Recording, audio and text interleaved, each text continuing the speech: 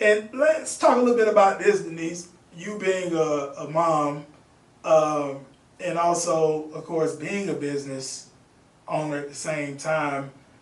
Because I know it may be some moms tuning in, listening to this particular podcast, and I get at times moms like, I can't juggle it all. It's just, it's too much. I gotta be, for some women, they might have a significant other. They have to deal with, their relationship.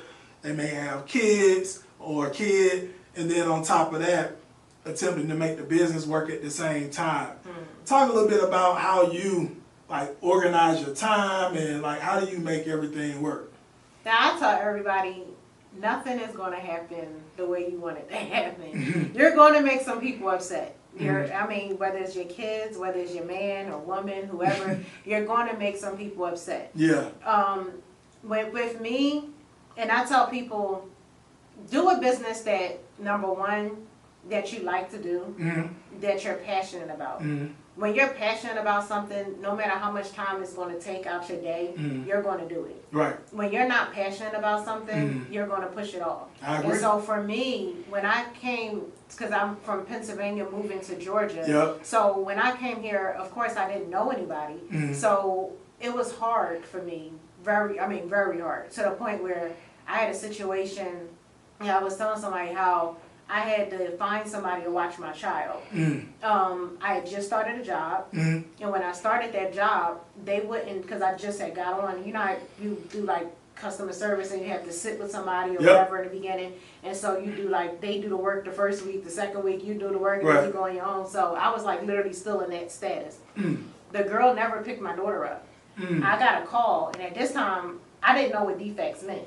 That was the first time I ever heard of it. Yeah. So when it was defects is on the line and this and the other. Right. And I was like, so what is that? And so that's when they told me. And I was like, what? They was about to try to take my child because they never picked her up from daycare. Yeah. And so I'm sitting here and I'm like, they wouldn't let me leave because if I left, I would lose the job. I had to rely on a stranger, which is the girl who I was sitting with that was coaching me at the time.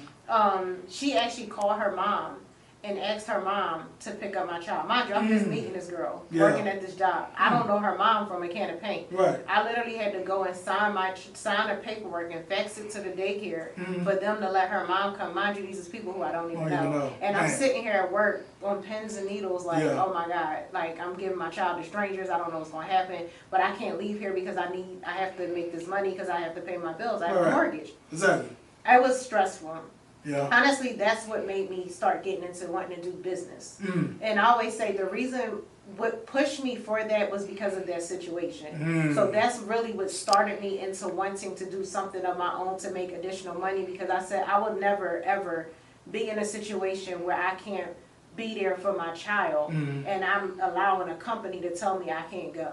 That's something that literally it really had me literally upset. And so at that time I still was working for people, but I always kept in my mind, I'm not doing this forever. And so even during that time, I was going through the different jobs because it was layoff after layoff, because it was during the time when the market, it's right when Obama came in and the market was crashed. So it was companies kept shutting down.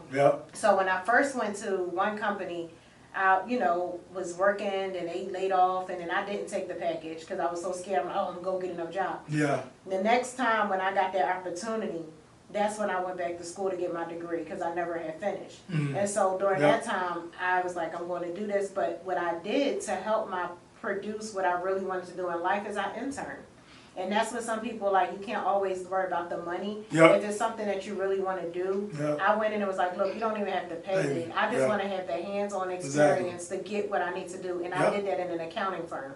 So they liked me so much, they hired me on. But at the time, I was like, I'm coming in as an intern.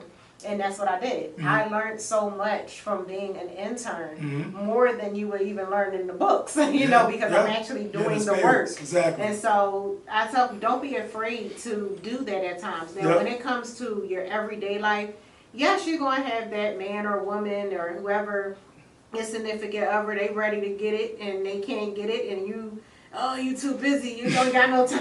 Yeah. At this point, you're going to have to figure something else out until I can get to you, you know. Yeah. But it's like you have to, sometimes you're going to have those moments, but when you get those moments, when you do get that moment to pull to the side, you make it as memorable as you possibly can. You go as a woman, hey, we women. Yeah. Go put on something sexy and, you know, make that day up that you Yeah. got him upset on, you know. Yeah. Yeah. You know, just change it up. There Like, you you know, go. you can make it fancy, throw Yeah. some roses, do whatever you gotta do, throw that good music on, Yeah. make that nice meal, Yeah. change that day. But this day, I gotta focus on me, but this day is all about you. There you go. So that's how you do it when it comes to the man situation. Your kids, they gonna get upset. Like, honestly, when I was working, I had more bad times with dealing with my child stuff than I did as a business owner, to be honest. Because I couldn't go to her school stuff because I couldn't get off of work. So as a business owner, it kind of made it better for me because now I'm able to,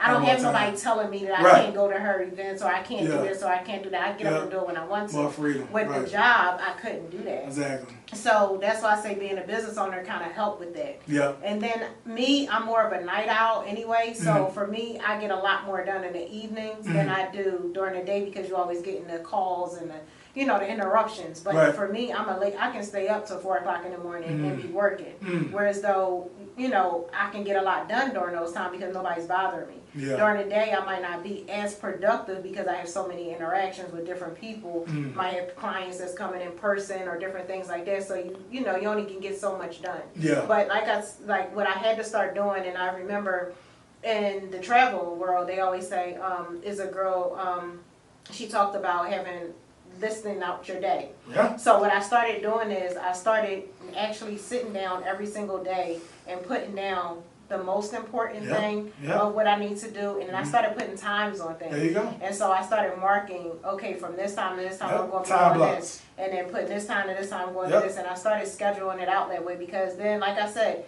the same thing like I was saying about the man, sometimes, you know, you do got to say, okay, just like a regular job, I have to end it at this time. And that's why even now, like some people get upset because they were so used to me being available all the time for them. Now on Sundays, I'm not available for nobody.